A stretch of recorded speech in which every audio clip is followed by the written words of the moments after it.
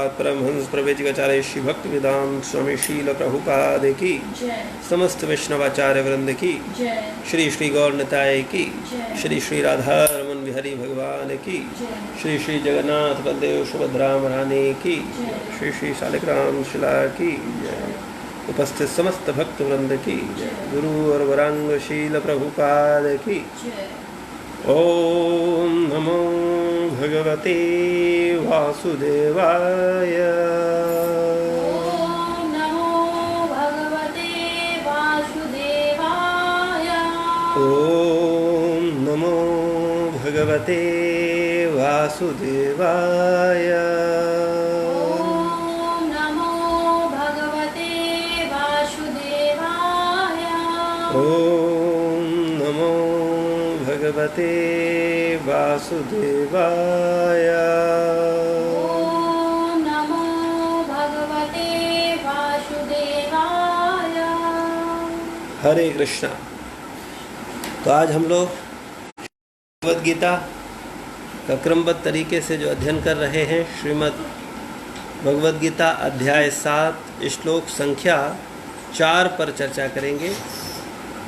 तो आप सब हमारे साथ साथ बोलिए। भूमि आप अनल वायु खम मनः बुद्धि एव च अहंकार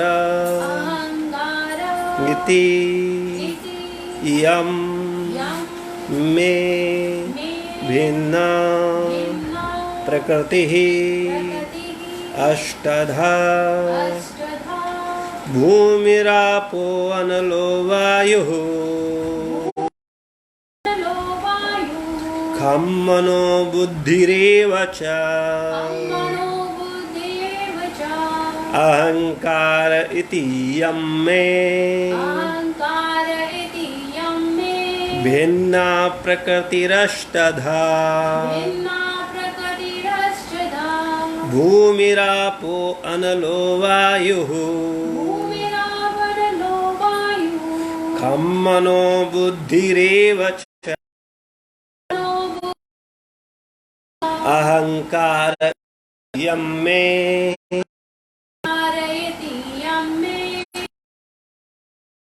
अष्टधा भूमिरापरो नरो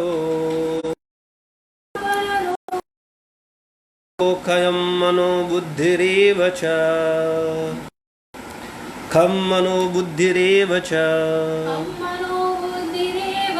अहंकार इति यं मे भिन्ना प्रकृतिरष्टधा। शब्दार्थ। भूमि पृथ्वी, आप जल, अनल अग्नि, वायु वायु, खम आकाश, मनः मन, बुद्धि बुद्धि, एव निश्चय च तथा, अहंकारः अहंकार, इति इस प्रकार, इयम ये सब, में मेरी, भिन्ना पृथक, प्रकृति ही शक्तियाँ, अष्टधा 8 प्रकार की। इस श्लोक का अर्थ तात्पर्य श्री श्री ऐसी भक्ति वेदांत स्वामी शील प्रभुपाद जी के द्वारा। शील प्रभुपाद की जय। पृथ्वी, जल, अग्नि, वायु, आकाश, मन, बुद्धि तथा अहंकार, ये 8 प्रकार से विभक्त मेरी भिन्ना अपरा प्रकृतियां हैं। तात्पर्य। ईश्वर विज्ञान भगवान की स्वाभाविक स्थिति तथा उनकी विविध शक्तियों का विश्लेषण करता है। भगवान के विभिन्न पुरुष अवतारों विस्तारों की शक्ति को प्रकृति कहा जाता है, जैसा कि शाश्वत तंत्र में उल्लेख मिलता है। विष्णुस्तु त्रीणि रूपाणि पुरुषाख्यान्यथो विदुः एकं तु महता सृष्टा द्वितीयं त्वण्ड संस्थितं तृतीयं सर्वभूतस्थं नानि ज्ञात्वा विमुच्यते। सृष्टि के लिए भगवान कृष्ण का स्वांश 3 विष्णुओं का रूप धारण करता है। पहले महाविष्णु हैं जो संपूर्ण भौतिक शक्ति महतत्व को उत्पन्न करते हैं। द्वितीय गर्भोदक्षायी विष्णु हैं जो समस्त भौतिक ब्रह्मांडों में प्रविष्ट होकर उनमें विविधता उत्पन्न करते हैं।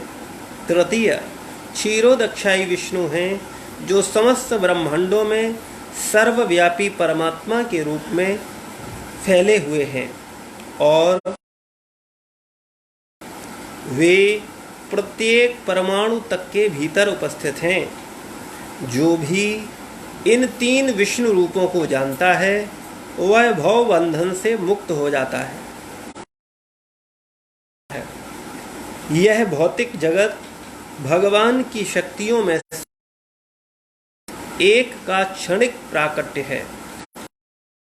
सारी क्रियाएं भगवान कृष्ण के इन 3 विष्णु अंशों द्वारा निर्देशित हैं।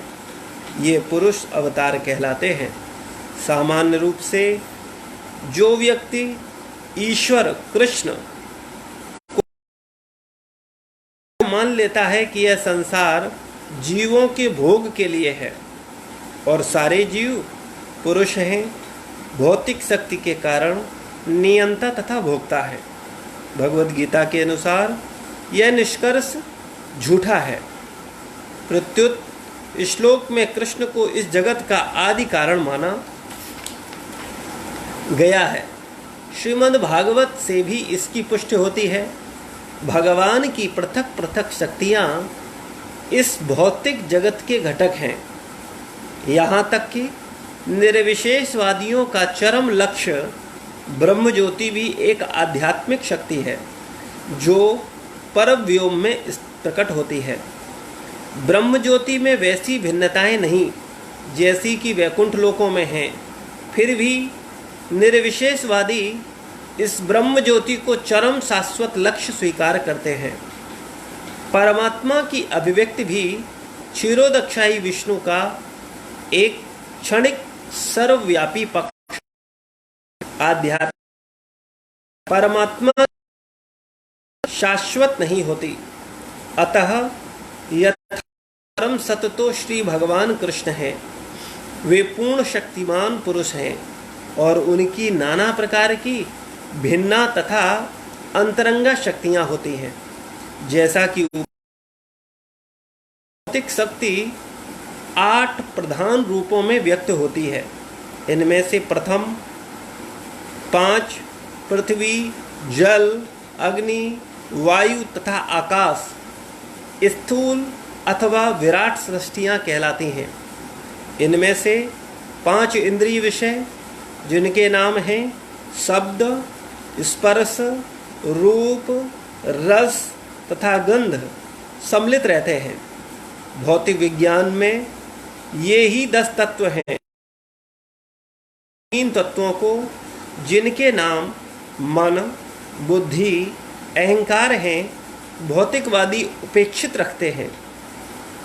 दार्शनिक भी जो मानसिक कार्यकलापों से संबंध रखते हैं पूर्ण ज्ञानी नहीं है, क्योंकि वे परम उद्गम कृष्ण को नहीं जानते। मिथ्या अहंकार मैं हूँ तथा यह मेरा है जो कि संसार का मूल कारण है। इसमें विषय भोग की 10 इंद्रियों का समावेश है। बुद्धि महतत्व नामक समग्र भौतिक सृष्टि की सूचक है। अतः भगवान की 8 विभिन्न शक्तियों से जगत के 24 तत्व प्रकट हैं जो नास्तिक सांख्य दर्शन के विषय में हैं। ये मूलतः कृष्ण की शक्तियों की उपशाखाएं हैं और उनसे भिन्न हैं, किंतु नास्तिक सांख्य दार्शनिक अल्प ज्ञान के कारण यह नहीं जान पाते कि कृष्ण समस्त कारणों के कारण हैं। जैसा कि भगवद गीता में कहा गया है, सांख्य दर्शन की विवेचना का विषय कृष्ण की बहिरंगा शक्ति का प्राकट्य है। ओम अज्ञानतिमिरान्धस्य ज्ञानञ्जनशलाकया चक्षुरुन्मिलितं येन तस्मै श्रीगुरुवे नमः। श्रीचैतन्यमनोभीष्टं स्थापितं येन भूतले स्वयं रूपा कदा मह्यं ददाति स्वपदान्तिकं। वन्देऽहं श्रीगुरो श्रीयुतपदकमलं श्रीगुरुन् वैष्णवांश्च श्रीरूपं साग्रजातं सहगणरघुनाथान्वितं तं सजीवं सावद्वैतं सावधूतं परिजनसहितं कृष्णचैतन्यदेवं श्रीराधा कृष्णपादान् सहगणललिता श्रीविशाखान्वितांश्च। हे कृष्ण करुणा सिंधु दीनबन्धु जगत्पते गोपेश गोपिका कांत नमोस्तुते। तप्त कांचनी गौरांगी राधे वृंदावनेश्वरी भानुसुते देवी प्रणमामि हरिप्रिये। कल्प कृपा सिन्धुवैव च पतितानां पावनेभ्यो वैष्णवेभ्यो नमो नमः। जय श्री कृष्ण चैतन्य प्रभु नित्यानंद श्री अद्वैत गदाधर श्रीवासादि गौर भक्तवृंद। हरे कृष्णा कृष्णा कृष्णा हरे हरे, हरे राम राम राम हरे हरे। नमो विष्णुपादाय कृष्णपृष्ठाय भूतले श्रीमते भक्तिवेदांत स्वामी नामिने। नमस्ते सारस्वतदेवे गौरवाणी प्रचारिणे निर्विशेष शून्यवादी पाश्चात्य देशतारिणे।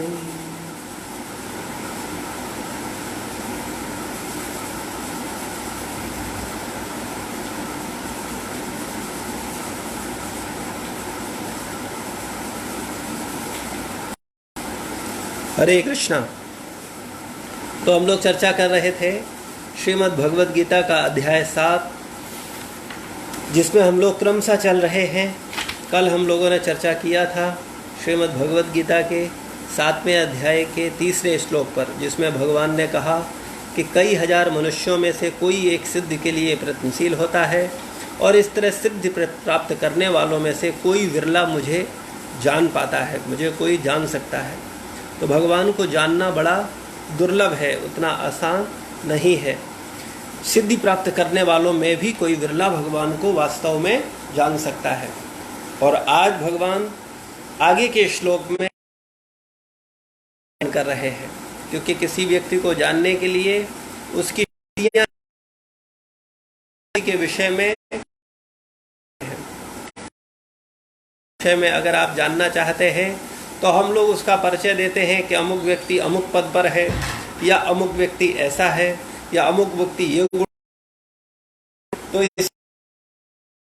अभी इस श्लोक में अपनी अपरा प्रकृति क्षमा कीजिएगा, ये श्लोक में भगवान अपनी अपरा प्रकृति और 5वें श्लोक में भगवान अपनी पराशक्ति, 2 शक्तियों का वर्णन कर रहे हैं। तो आज का जो श्लोक है जिसमें भगवान बोलते हैं कि पृथ्वी, जल, अग्नि, आकाश, मन, बुद्धि, अहंकार, ये 8 प्रकार से मेरी भिन्न अपरा प्रकृतियां हैं। और आगे श्लोक में भगवान अपनी तो इस श्लोक में भगवान अपनी प्रकृतियां हैं, संसार बना है, उसका वर्णन कर रहे हैं। या ये हमारा शरीर इन्हीं 8 प्रकार की जो शक्ति इनसे बना है, अग्नि, वायु, आकाश और पृथ्वी, मन, बुद्धि और अहंकार। यहाँ तक कि ब्रह्मांड में जो भी चीज़ हम देखते हैं वो पंच तत्वों से ही बनी है, अग्नि, जल, वायु, आकाश और पृथ्वी। चाहे वह घर हो, मकान हो, ब्रह्मांड हो, या क्या है, मन, बुद्धि, अहंकार, सूक्ष्म शरीर है और स्थूल शरीर है, अग्नि, जल, वायु, आकाश, पृथ्वी। और ये 8 तत्व मिलकर के बनते हैं भगवान की प्रकृति कहलाते हैं। भगवान की कैसी है? भिन्ना, भगवान की भिन्न शक्ति है। पर मिले स्वाभाविक स्थिति तथा उनकी विविध शक्तियों का विश्लेषण करता है। भगवान के अवतारों कहा जाता है, जैसा कि शाश्वत तंत्र में बताया गया है। भगवान विष्णु के रूप में क्षीरोदक्षाई विष्णु, गर्भोदक्षाई विष्णु और महाविष्णु के रूप में पुरुषावतार, और यहाँ सृष्टि के लिए भगवान कृष्ण का स्वांश, भगवान कृष्ण का जो स्वांश है 3 विष्णुओं का रूप धारण करता है। पहले वाले जो भौतिक शक्ति महतत्व को उत्पन्न करते हैं, द्वितीय गर्भ विष्णु हैं जो समस्त में प्रविष्ट होकर उनमें विविधता है। ब्रह्मांड में जो विविधता है उसका कारण गर्भोदक्षाई विष्णु है। और तृतीय क्षीरोदक्षाई जो समस्त ब्रह्मांडों में सर्व परमात्मा अंश रूप कहलाते हैं। वे प्रत्येक परमाणु तक के भीतर उपस्थित हैं। इसको अगर बारीकी से देखा जाए तो भगवान के जो 3 अवतार हैं, महाविष्णु, गर्भोदक्षाई विष्णु, जिनके रोम छिद्रों से, जिनके श्वास लेने पर अनेक ब्रह्मांड प्रकट होते हैं और श्वास वापस लेने पर अनंत ब्रह्मांड समा जाते हैं, वो कार्णव सागर में विराजमान है। और उनसे प्रकट होने वाले प्रत्येक ब्रह्मांड के अंदर गर्भोदक्षाई विष्णु प्रवेश करते हैं। गर्भोदक्षाई विष्णु पर ही उस ब्रह्मांड में विविधता का अनुभव होता है। उसकी विविधता का कारण उसके अंदर भगवान गर्भोदक्षाई विष्णु का होना है। जैसे एक व्यक्ति दूसरे व्यक्ति से अलग है, इसी प्रकार से एक ब्रह्मांड भी दूसरे ब्रह्मांड से अलग है और इसकी इस विविधता का कारण भगवान है ना। अभी वर्तमान में आधुनिक वैज्ञानिकों ने गॉड पार्टिकल का जो चर्चा हुआ था, पेपरों में आया था, आप सबने सुना है, उसको क्षीरोदक्षाई विष्णु का आभास कह सकते हैं कि वो उसको समझने की कोशिश कर रहे हैं। तो ये क्षीरोदक्षाई विष्णु जो हैं वो कण कण में विराजमान है और इसका वर्णन शाश्वत तंत्र में उल्लेख हुआ है। तो इन तीनों विष्णु रूपों को जाना जाता है, जानते हैं वो। और आगे बोलते हैं कि जो इन तीनों विष्णु जानता है वह भव बंधन से के वास्ते कुछ करना, क्योंकि इन तीनों विष्णु को जानने व्यक्ति का कॉन्सेप्ट क्लियर हो सकता है। वो देख सकता है कि वास्तव में सब कुछ भगवान से ही आ रहा है। प्रत्येक ब्रह्मांड भी भगवान महाविष्णु से आ रहा है और जो ब्रह्मांड है उनमें भी जो विविधता है उसका कारण भी गर्भोदक्षाई विष्णु है, वो भी भगवान नारायण ही है। और प्रत्येक जीव के हृदय में भी परमात्मा रूप में विराजमान है और कण कण में भी क्षीरोदक्षाई विष्णु के रूप में विराजमान है। तो इतना ज्ञान रखने वाला या इसको वास्तव में देखने वाला या इसको वास्तव में अनुभव करने वाला व्यक्ति वास्तव में जन्म मृत्यु जरा व्याधि के भवबंधन से मुक्त हो सकता है, जो इन तीनों विष्णु के रूपों को जानता है। यह भौतिक जगत भगवान की शक्तियों में से एक का क्षणिक प्राकट्य है और ये जो भौतिक जगत है ये क्षणिक प्राकट्य है, ये नित्य शाश्वत नहीं है। क्षणिक कुछ समय के लिए है, कुछ समय बाद ये रहेगा। इस जगत की सारी क्रियाएं भगवान कृष्ण के इन अंशों द्वारा निर्देशित होती हैं।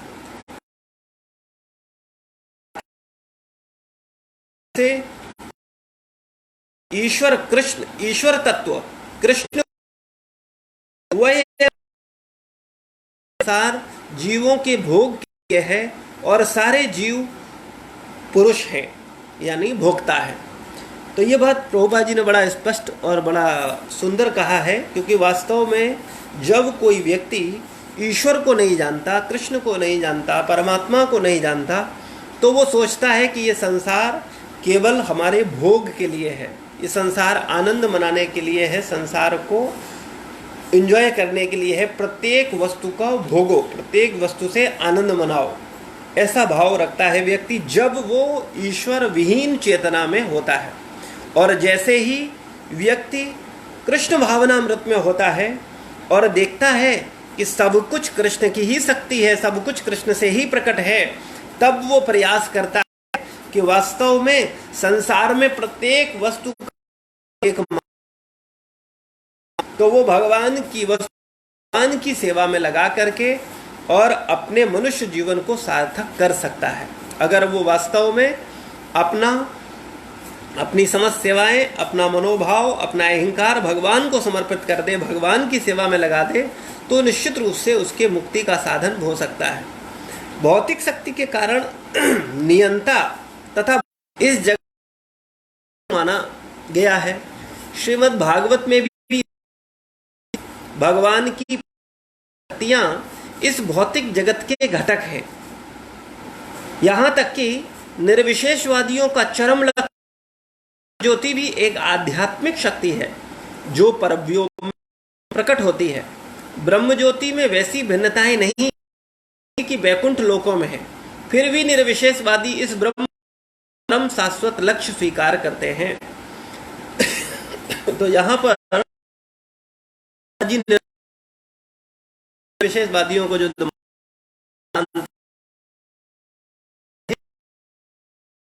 परव्योम में प्रकट होता है वो भी है, लेकिन ब्रह्म ज्योति में वो विविधता नहीं है जो विविधता वैकुंठ, तो वैकुंठ लोकों के अंदर जो विविधता दिखती है वो ज्योति के अंदर नहीं है।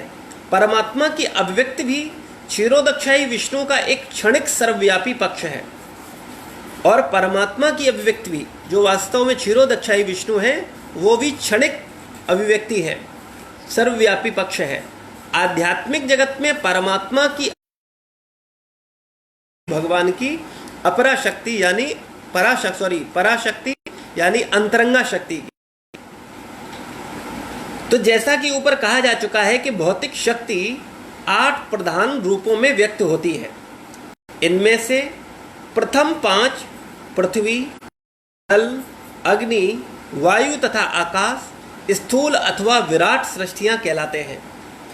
और ये जो सृष्टि है इनमें 2 प्रकार का सृष्टि बोली जाती है, एक भगवान की स्थूल सृष्टि और एक सूक्ष्म सृष्टि, एक विराट सृष्टि और एक सूक्ष्म सृष्टि।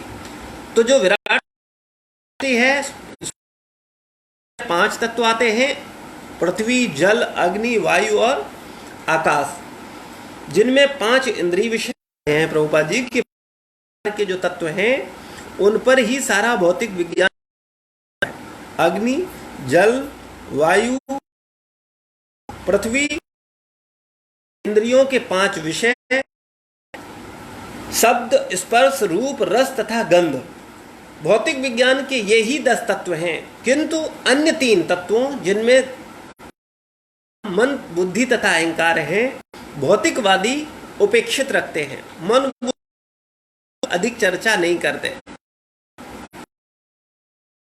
शैली में जो लोग भाग रहे हैं, जब भौतिकवादी जो जीवन जी रहे हैं, वो संसार के पदार्थों की ओर तो बहुत आकर्षित हैं कि उनको संसार के सारे पदार्थ मिल जाएं, लेकिन वो अपने मन, बुद्धि, अहंकार ध्यान नहीं है कि उनका मन दूषित है या शुद्ध है, बुद्धि दूषित है या शुद्ध है, मिथ्या है या है। इस पर भौतिकवादी लोगों का कोई चिंतन नहीं होता। उनका एकमात्र चिंतन क्या होता है? अग्नि, जल, वायु, आकाश, इन पंच पदार्थों से बने हुए जो विभिन्न वस्तुएं हैं, उनके विषय में बड़ा स्वाध्याय करते हैं, बड़ा मनन करते हैं, बड़ा डिस्कशन करते हैं, सारा ज्ञान उन पांचों विषयों से रिलेटेड लेना चाहते हैं, और 5 शब्द इंद्रिय विषय उन पर भी बड़ा मनन रहता है, उन इंद्रिय विषयों पर उन पर चिंतन रहता है, लेकिन मन बुद्धि अहंकार उस पर उनका ध्यान नहीं होता। आगे प्रभुपाद जी बोलते हैं कि भौतिकवादी इन 10 तत्वों को, किंतु अन्य 3 तत्वों को जिनके नाम मन बुद्धि अहंकार हैं, भौतिकवादी उपेक्षित रखते हैं। जो भौतिकवादी जीवन शैली वाले लोग हैं वो मन बुद्धि अहंकार पर कोई कार्य नहीं करते। दार्शनिक भी जो मानसिक कार्यकलापों से संबंध रखते हैं पूर्ण ज्ञानी नहीं है। जो दार्शनिक हैं संबंध रखते हैं लेकिन वो भी पूर्ण ज्ञानी नहीं है। क्यों नहीं है? क्योंकि वे परम उद्गम कृष्ण को नहीं जानते, क्योंकि वो भगवान कृष्ण से उनका संबंध नहीं है। वो भगवान ये नहीं समझते ये सब कुछ भगवान कृष्ण से आया है। अग्नि जल बल वायु आकाश पृथ्वी ये 5 तत्व भी कृष्ण के भिन्ना प्रकृति है, और मन बुद्धि अहंकार ये भी भगवान की भिन्ना प्रकृति है, भिन्ना शक्ति है, अपरा शक्ति है। तो वो भगवान कृष्ण का नहीं जानते जो कि आदि उद्गम है, समस्त शक्तियों के मूल स्रोत है। मिथ्या अहंकार मेरा, यह मेरा है, जो कि संसार का मूल कारण है। इसमें विषय भोग की 10 इंद्रियों का समावेश है। तो मिथ्या अहंकार मैं हूं तथा यह मेरा है, मैं तथा मेरा है, मैं हूं और मेरे लोग हैं, मेरा स्टाफ है, मेरा ऑफिस है, मेरा घर है, मेरा धन है। इस तरह की भावना से जो ग्रसित होते हैं, यह मेरा मूल भोग की 10 इंद्रियों का समावेश है। महतत्व नामक समग्र भौतिक सृष्टि की सूचक की विभिन्न शक्तियों से जगत के 24 तत्व प्रकट होते हैं, जो नास्तिक सांख्य दर्शन के विषय हैं। की शक्तियों की उपशाखाएं हैं और उनसे भिन्न हैं, किंतु नास्तिक सांख्य दार्शनिक अल्प ज्ञान के कारण यह नहीं जान पाते के कारण हैं। जैसा कि भगवद गीता में कहा गया है, सांख्य दर्शन की विवेचना का विषय कृष्ण की बहिरंगा शक्ति का प्राकट्य है। तो जो सांख्य दर्शन में लोग हैं वो है, लेकिन परमात्मा जो मूल तत्व है, जो वास्तविक आदि है, उसके विषय में उनका ध्यान नहीं है। इसलिए वास्तव में उनकी विवेचना भी, उनका चिंतन भी बहुत अच्छा नहीं है। तो सांख्य दर्शन की विवेचना का विषय कृष्ण की बहिरंगा शक्ति का प्राकट्य है। जो सांख्य दर्शन की विवेचना है वो वास्तव में कृष्ण की बहिरंगा शक्ति का ही प्राकट्य है। लेकिन वास्तव में अगर और बारीकी से देखा जाए, जो कपिल का सांख्य दर्शन है और नास्तिक सांख्य दर्शन है वो दोनों अलग हैं। जो कपिल जी का सांख्य दर्शन है वो तो सही है, वो तो भगवान कृष्ण की चर्चा करता है, लेकिन जो भौतिक सांख्य दर्शन है उस पर उसकी गहरी चर्चा नहीं है। तो विषय कृष्ण की बहिरंगा शक्ति का प्राकट्य है। तो वास्तव में भगवान की 2 शक्तियां हैं, एक भगवान की पराशक्ति और एक भगवान की अपराशक्ति। इस संसार में हम सब लोग भगवान की अपराशक्ति से ही आकर्षित हैं। पूर्ण रूप से मेरे मन में परा के आत्मा के विषय में और परा और अपरा के मूल उद्गम परमात्मा हमारा ध्यान नहीं है। ये हमारी सबसे बड़ी में, चूंकि अपरा प्रकृति को हम देखते हैं, सुनते हैं, समझते हैं, वो हमारे संपर्क में रहती है, इसलिए उस पर तो हम विश्वास कर रहे हैं। उस पर बड़े बड़े रिसर्च हैं, उस पर बड़े बड़े हैं, बड़ी बड़ी PhDयां हो रही हैं। लेकिन जो पराशक्ति है, भगवान की आत्मिक शक्ति है, उस पर चिंतन मनन स्वाध्याय बहुत कर रहे हैं। तो वास्तव ये भगवान की 2 प्रकार की शक्तियां हैं, अपरा और परा। अपरा शक्ति जो है वो भगवान बोल रहे हैं ये मेरी शक्ति है, लेकिन निकृष्ट है, ये बहुत उत्तम नहीं है। वास्तव मेरी उत्तम शक्ति है पराशक्ति, आध्यात्मिक शक्ति यानी आत्मा। उसकी चर्चा कल हम लोग करेंगे कि वास्तव में पराशक्ति क्या है और पराशक्ति किस प्रकार से शक्ति का विदोहन कर रही है। अगर वास्तव में पराशक्ति न होती तो अपराशक्ति जड़ बनी होती, इसका कोई इस्तेमाल नहीं होता, ये वास्तव में सही स्वरूप में नहीं होती, इसका कोई आकार प्रॉपर नहीं होता। इसको आकार देने वाला, पदार्थ को आकार देने वाला एकमात्र भगवान का पराशक्ति है, आत्मा है। यानी अपरा को आकार देने वाला पराशक्ति है। पराशक्ति से ही अपराशक्ति को आकार मिलता है। शील प्रभुपाद की जय, गुरु महाराज की जय, समस्त भक्त वृंद की जय। किसी का कोई प्रश्न है, कोई जिज्ञासा है तो कमेंट बॉक्स में लिख सकते हैं, उस पर हम लोग बाद में चर्चा करेंगे। धन्यवाद।